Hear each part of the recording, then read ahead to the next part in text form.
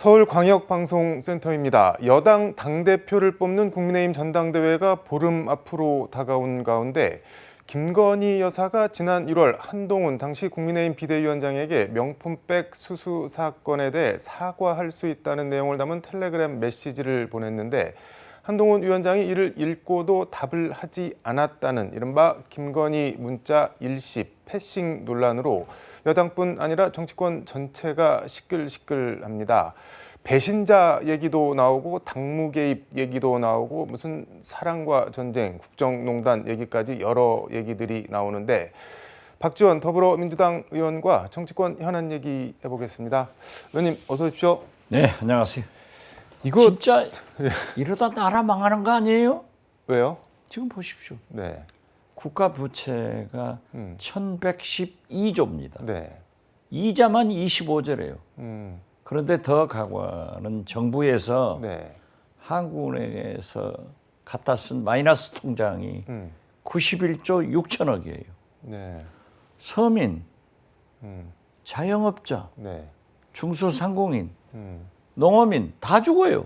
그런데 이 판국의 대통령은 네. 영부인은 문자 가지고 전 비대위원장은 익십하고 이게 나라 꼴이에요? 근데 전 그 논란 보면서 제일 궁금했던 게 지금 이게 6개월 전 얘기인데 누가 왜 지금 공개를 했을까요, 이거를?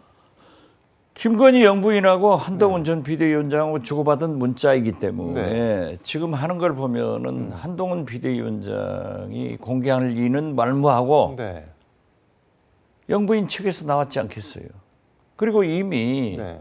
진중권 교수나 일부 보도에 의하면은 네.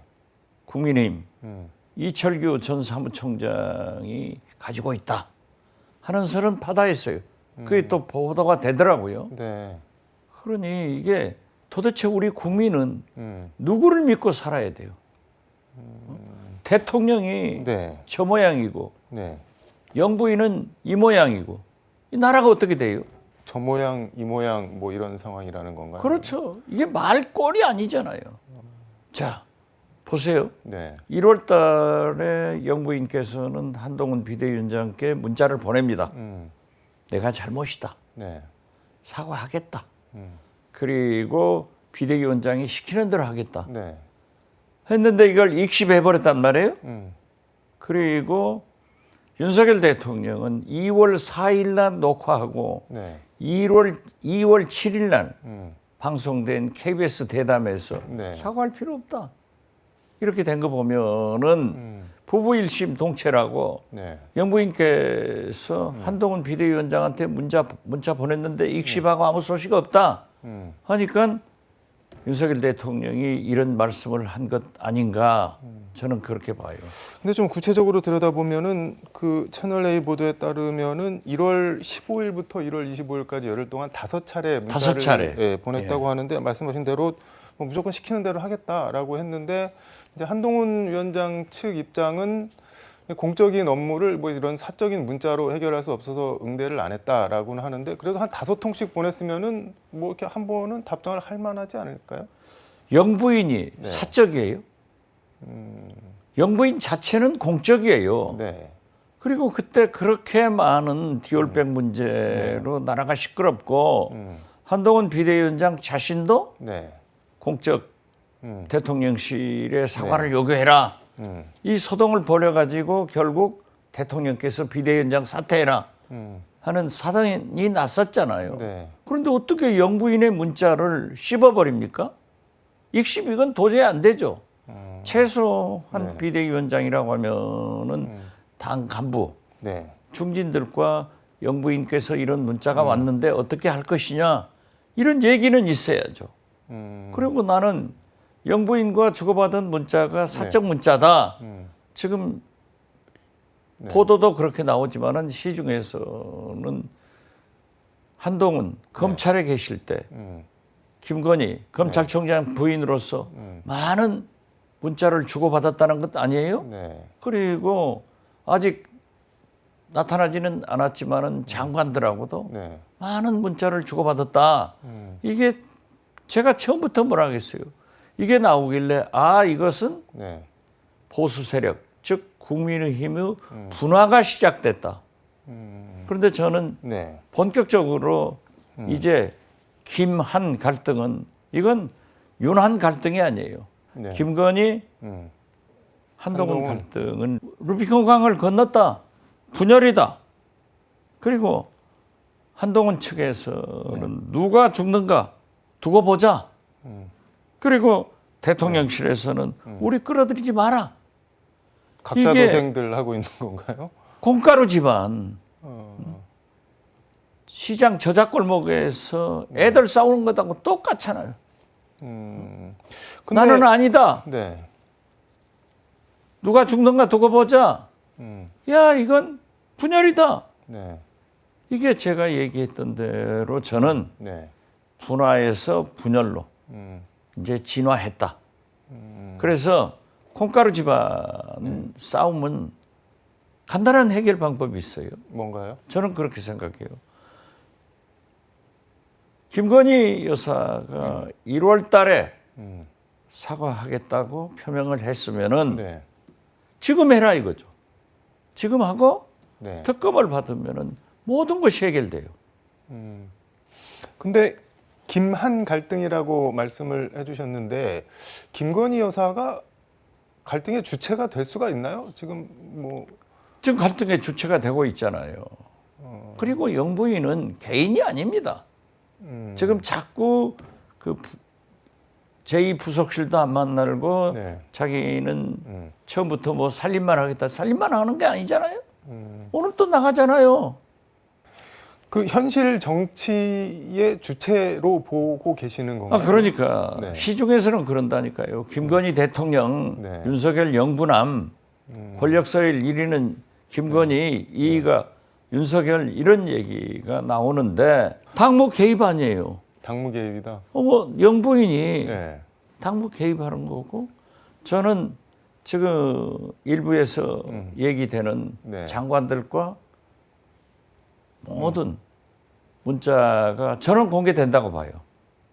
김건희 여사가 이건 장관들이랑도 문자를 예, 국정농단으로 이어진다. 그렇기 때문에 이것을 네. 빨리 해결해야 돼요.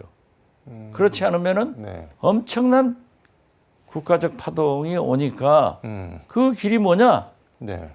김건희 여사가 처음부터 사과하려고 했으니까 사과하고 특검 받아서 다 정리하자 이거예요. 네. 그러면 다 끝나는 거예요. 근데 문자를 5차례 걸쳐서 보냈는데 이게 아주 미묘한 사안이고 그냥 단순히 김건희 여사가 내가 사과하고 말게 이럴 사안이 아니잖아요. 그럼 이거 대통령도 문자를 보낸 거를 알았다고 봐야 되나요? 어떻게 봐야 되나요? 저는 알았다고 봅니다. 그렇기 때문에 네. 2월 7일 KBS를 통해서 이런 말씀을 하신 것 아닌가. 부부 일심 동체인데 또 대통령이 윤건희 영부인 사랑이 지극하잖아요. 네. 그러니까 그러한 일이 나왔지 않느냐. 저는 그렇게 봐요. 근데 사과한다고 뭐 무조건 시킨 대로 하겠다고 했는데 그럼 사과하세요 하면은 사과를 했을까요? 글쎄요. 그것을 한동훈 비대위원장이 잘못 처리했기 때문에 소위 국가를 이끌려면은 가장 큰 덕목 중에 하나가 위기 관리 능력이거든요. 한동훈 전 비대위원장의 여당 대표로서 네. 또 앞으로 만약 대통령 후보로 생각을 한다고 하면은 위기 관리 능력이 전혀 없다. 어떻게 영부인을 사적으로 보느냐? 영부인은 이미 공적 인물이에요. 네. 그리고 이러한 문제가 전 국민적 관심사였다 하면은 영부인의 5차례 문자를 받았으면은 최소한 국민의힘 지도부와 논의를 했어야 옳다. 저는 그렇게 봅니다. 근데 뭐 문자로 직접 답을 하진 않았지만 사과가 필요하다는 취지로는 얘기를 뭐 여러 차례 했잖아요. 그것은 공적으로 했다는 것 아니에요. 네. 대통령실에. 그래가지고 네. 사퇴 압박까지 받았다 하는 얘기는 네. 그건 그거고 그럼 영부인 주체 아니에요. 네. 사과를 해도 영부인이 사과를 할 건데 그 주체가 보낸 5번의 문자를 개인적으로 봤다? 영부인은 공적이에요. 근데 지금 한동훈 위원장은 또 그렇게도 얘기를 하는 것 같은데 뭐 사과를 뭐 시킨 대로 하겠다라는 표현이 있긴 하지만 그럼에도 불구하고라고 해서 이제 사과를 하면 안 되는 이유 같은 걸 설명을 했는데 방점은 사실 뒤에 있는 것 같아서 응답을 안 했다. 또 뭐 그렇게도 얘기를 하던데요. 글쎄요. 그것은 검찰 논리로 정치를 보는 거예요. 말 한마디 가지고 네.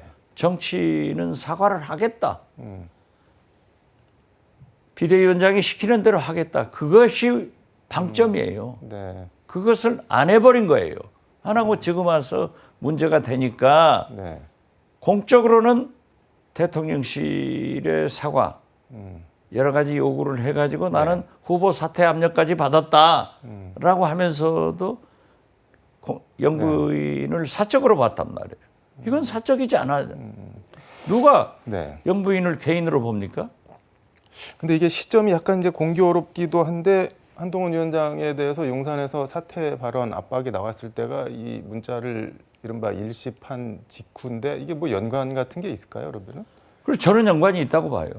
그렇기 때문에 KBS 대담에서도 네. 대통령께서 그렇게 말씀하시고 또 한동훈 네. 비대위원장에게 네.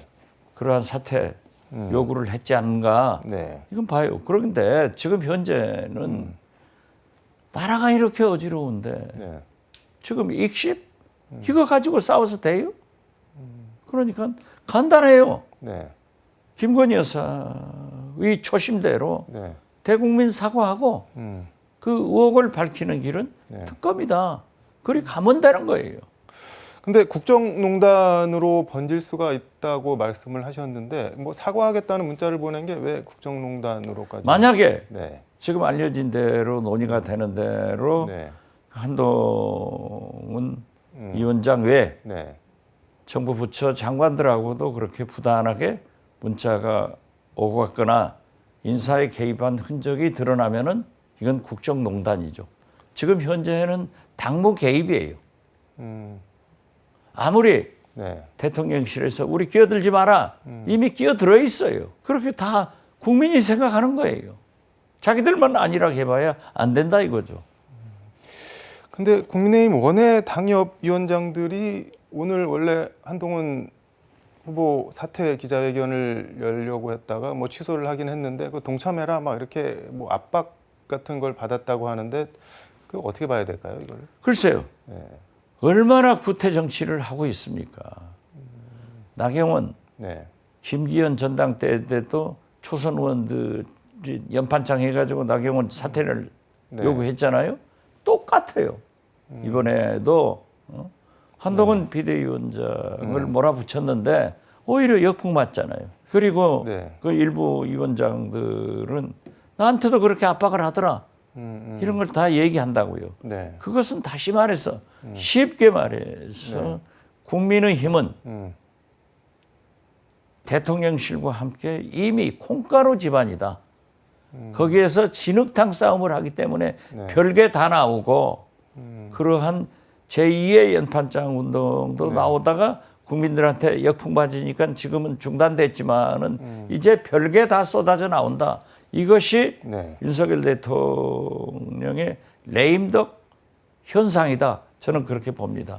그 말씀하신 대로 레임덕 말씀을 해주셨는데 그 나경원 의원 때는 현역 초선들이 거의 다 연판장에 이름 올리고 그랬는데 이번에는 현역들은 시도하지도 못하고 그나마 좀 상대적으로 신분이 취약한 당협위원장들 상대로 하다가 그것도 못했는데 이른바 좀 그립이 용산 그립이 뭐랄까 떨어진 거 아니냐 뭐. 당연하죠. 윤석열 대통령의 레임덕은 이미 시작됐어요. 그렇기 때문에 권력의 속성상 네. 지는 해한테는 줄 서지 않습니다. 떠오르는 태양한테 쓰는 거예요. 네. 저는 그래도 1차 투표에서 네. 한동훈 비대위원장이 과반을 차지 못하고 결선 투표로 가면 새 후보를 단일화시켜가지고 네. 원희룡 전 국토부 장관이 당대표가 될 확률이 굉장히 높고 한동훈 비대위원장은 실패할 것이다. 어떻게 됐든 한동훈 전 비대위원장이 대표가 되건 네. 낙방을 하건 저는 분열의 길로 진화하고 있다. 이렇게 봅니다. 김건희 한동훈 갈등이라고 말씀해 주셨는데 이 싸움 누가 이길까요, 그러면은? 전당대회 결과를 봐야죠. 그리고 네. 누구도 네. 김건희 영부인을 지금은 이길 사람이 아무도 없어요. 그게 무슨 말인가요? 지금은 제일 세잖아요. 윤석열 대통령이 네. 끔찍하게 보호를 하고 있기 때문에 이길 수가 없고 네. 저는 시간이 지나면은 권력은 추평 낙엽처럼 떨어진다. 그렇기 때문에 제가 늘 얘기했듯이 네. 윤석열 대통령의 해결의 길은 임기 1년 단축, 4년 중임제, 개헌을 가는 것이 좋다라고 하는데 그것도 하지 않는다고 하니까 저는 이런 상태로 가면은 윤석열, 네. 김건희 부부는 아주 험한 꼴을 당할 것이다. 다시 한번 예측합니다. 검사 탄핵 후폭풍 이게 좀 뭐 만만치가 않은 것 같은데 뭐 일부에서는 이제 법사위에서 탄핵 청문회 열어서 검사들 불러서 따지다가 오히려 판판이 깨지는 거 아니냐 뭐 이렇게 걱정하는 사람들도 있는 것 같은데 어떻게 보세요? 아마 그런 우려를 네. 하고 있고 저도 사실 검사 4명의 네. 탄핵이 꼭 타당한가? 우선 저는 내용을 잘 몰라요. 그렇기 때문에 굉장히 우려가 됩니다. 네. 그렇지만 저렇게 네. 검찰총장이 나서서 대검 간부들과 또 일부 뭐 연판장을 하자 네. 이런 움직임을 보이는 것은 검찰이 아직도 정신 못 차리고 국민을 네. 국회를 얕보고 있다라고 생각합니다. 물론 네. 이 법사위에서 조사를 해봐야 되겠지만은 네. 제 자신도 확정적으로 무엇을 가지고 있는 건 아니기 때문에 오늘 아침에도 우리 보좌진들과 회의를 하면서 더 조심하게 신중하게 접근하자 이런 얘기를 했습니다. 그 실제로 뭐 법사위에서 청문회하고 그러면 뭐 다 중계를 하고 그럴 텐데 거기서 그 민주당이 몰리거나 뭐 별거 없는데 왜 탄핵한 거야 이런 말들이 나오면은 그때는 어떻게 해야 되나요? 글쎄요. 그렇기 때문에 더 철저히 조사해서 네. 그 검사의 잘못을 네. 인정할 수 있는 만큼 우리 법사위원들이 준비가 돼야 되는데 저도 사실 자신이 없어요. 그렇기 때문에 더 보고 있다 이런 말씀으로 드립니다. 신중하게 접근하겠습니다. 아니, 의원님이 자신이 없으면 그 법사위 어떻게 아니 저는 하려고? 그 내용을 아직 파악이 잘 안 되고 있어요. 네. 그래서 우리 보좌진이나 저나 열심히 준비하고 있다. 네. 지금 현재 우리 민주당이 비난을 받습니다. 네. 탄핵, 특검, 국정조사. 네. 대통령이 음. 거부권 재임명 음. 이러한 독선과 독주를 국민들은 탓하지 않고 네. 왜 민주당에서 음. 그렇게 하느냐 이것은 순서가 달랐습니다. 입법 독주가 아니고 입법 독재가 아니고 네. 대통령의 생각이 바뀌어야만이 될 수 있다는 것을 거듭 말씀드리고 우리 국민들을 또 대통령이 변할 수 있도록 촉구를 해줘야 된다 이렇게 원합니다. 최상병 특검 처리에 대해서 윤석열 대통령은 헌법 유린이다 뭐 이렇게 표현을 하셨는데 어떻게 보셨나요? 거부하는 자가 범인입니다. 윤석열 대통령이 바로 말씀하신 거예요. 지금 보십시오. 네. 윤석열 대통령 등 56명의 대통령실 네. 측근들과 국방부, 군검찰과 3,699번의 네. 전화를 한 것이 출발입니다. 네. 거기에 대통령의 경로가 있는 거예요. 그럼 왜 대통령이 경로했는가? 네. 이러한 문제를 다 부인하고 있는데 보십시오. 최상병 경로. 이번에도 또 김건희 특검에 대해서도 네. 사과에 대해서도 경로해가지고 한동훈 전 비대위원장을 사퇴시키려고 사람을 보냈지 않냐. 이런 걸 보면은 이 경로 대통령이 저렇게 무리하게 하고 있기 때문에 이번에는 국민이 경로해서 국회 네. 탄핵 청원에는 오늘 아마 130만이 되지 않을까 이렇게 봅니다. 알겠습니다. 오늘 말씀 여기까지 듣도록 하겠습니다. 고맙습니다. 네, 감사합니다. 지금까지 서울광역방송센터에서 박지원 민주당 의원과 함께 전해드렸습니다.